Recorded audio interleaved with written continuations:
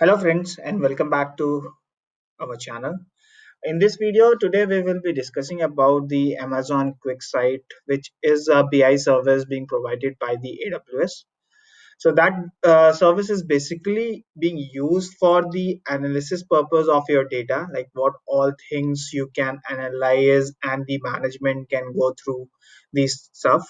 So it's basically a serverless architecture which is being provided by AWS, where all the visualization and analysis of your data can be performed, and all the reports can be populated on the dashboard, or the reports can be emailed to particular users also.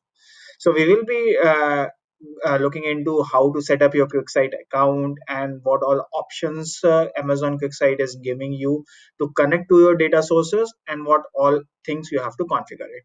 So it will be a demo which we will be discussing up, and hope you will like this. So let's start the QuickSight. So QuickSight is basically a serverless architecture which is powered by a business intelligence service, and it's being built on the cloud. So basically the dashboard which you are seeing here on the Amazon AWS page is summarizing everything which is being captured in the QuickSight.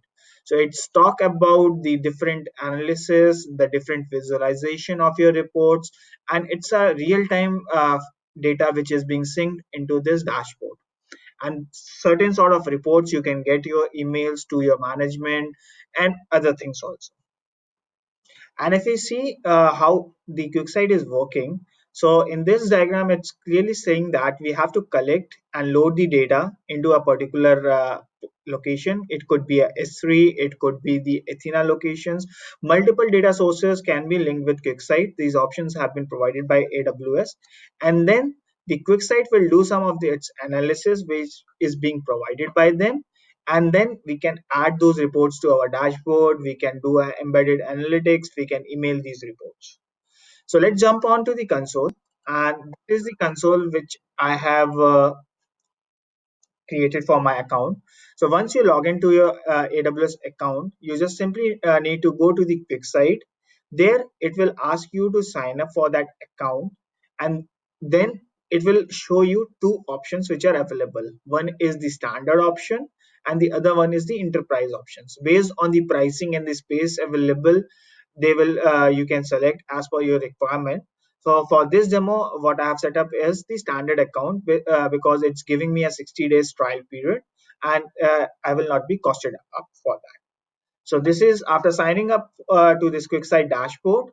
Uh, you will be seeing some sample data sets which are available and which can be used, or you can analyze them to get habitual of these things. But for this demo, what we will be doing is we have a CSV file where a certain data is being present, and we'll create a new report from that CSV file. So what you need to do is you need to go to the analysis section, and then have to create the new analysis. Once you click the new analysis, it will ask you whether you want a data sets which are by default available by the AWS, or you want to create your own.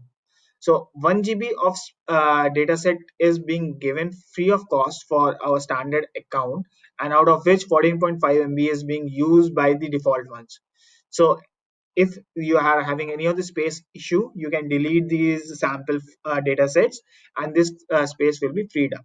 So for now, we will be moving with creating a new data set. Then these are the options from where, these are the data sources from where you can fetch your data. So you can simply upload a file, CSV, TSV, CLF, .elf, .xls, .json. All these formats has been supported by them. Either you can connect it to your Salesforce. This is option also available. The S3 analytics, if you have any of the CSV files saved on your S3 bucket, then you can use these as a data source. Then the Athena, multiple options have been provided by AWS. So there is a long list going up, but for now this demo session, we will be uploading a file to showcase how the reports will be created and what will be the look file. So I will click on the upload a file, and then we'll select the file which I have downloaded. So this is getting uploaded. So now what AWS has done is it has identified that these are the columns and these are the rows. So either you can go with the next. This will be the visualization of how the data will be going up.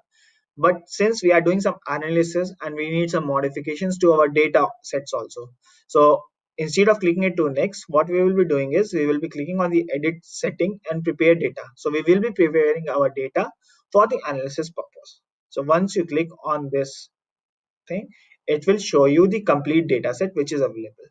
So the CSV file is the extract which I have taken from my videos which is uploaded.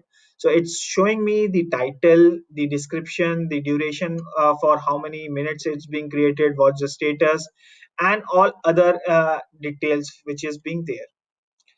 And you can see that by default, AWS or the QuickSight is selecting the data type based on the data which is available. So since it's an integer commonly going up, so it has selected an integer. For this, it has selected a string, but we have an option to change it as per our requirement. Also, the integer part, you can select it as a decimal, the city, all these data sources are available. In the date, you can see edit date format. We can format the edit date formatting also. So all these things are available. So for this demo, what I will do is I will take the date and the duration of the video, like on that date how much duration of video I have created for us. So it will not provide you the option to delete your columns from this data set. What we need to do is we need to go to the left hand side of the panel and click on the none. So all the columns will be deselected, and then we will be selecting our columns based on our requirements. So I will be selecting the date published and then the duration. So you can see that we got the duration and we got the date published. So our data set is ready and we can start visualizing that data set. So now we will click on save and visualize. So this will be the next step which we need to do, and it will import all the data sets to your data set format. Now after importing, it will show you the complete status, uh, the import complete dash pop-up has coming up, which is showing that it's 100% a success, and then 10 rows were imported to the spice. So and 0 rows were skipped. So all the data which were available in the data sets have been completed successfully. And then we have to select the visual types. What should be the visual types available? So there are multiple visual sites which have been provided by AWS. So what we will do is we will take a vertical bar chart. Once we select it, on the top of that we need to add the x-axis and the y-axis. And in case if you want any coloring or anything, these all options have been provided up. So on the x-axis I will put the date published, so it's going up, and on the y-axis I will put the duration. So it's showing me the data in a bar chart. There are other options also, the pie charts, the donut charts, the clustered bar combo chart. So all these visualizations you can select as per your requirement. All right. Now in this visualization, we are not able to see the figures properly, like it's going up 5k 10k, and the dates format is like for long duration it's been going up.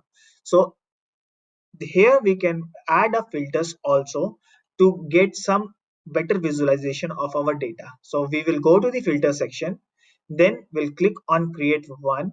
It will then ask on which field you want your filters to be applied. So I will put it as a date published.